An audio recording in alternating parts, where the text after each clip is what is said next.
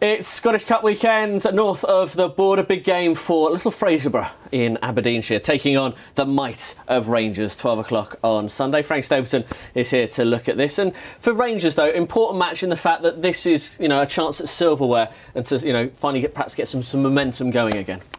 Yeah, for sure. I think that having given the temporary manager the full-time job, they need to move on now, and all that stuff's out of the way.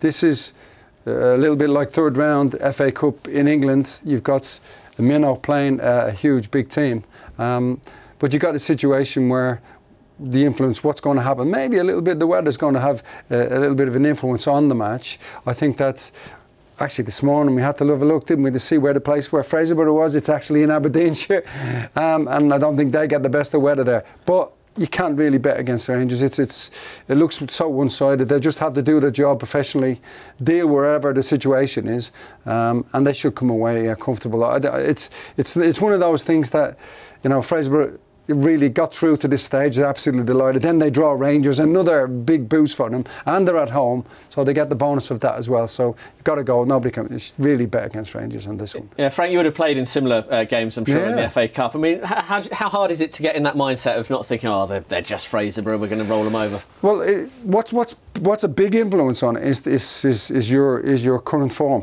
If you're having a little bit of a dip, you could actually lose the game, because anything can happen, because that big negativity is there in your head, and you're feeling, well, what do I really want the ball? And you get that within the team. Rangers have been fairly steady. I mean, they haven't been blowing anybody away, but at the same time, they're fairly steady. And because of the level that they play at, you would always go for them. They'll have a bit too much for them. I'm sure at the start they'll come out, and for the first 10-15 minutes, they'll try and put them under pressure, which is the usual what you'd expect.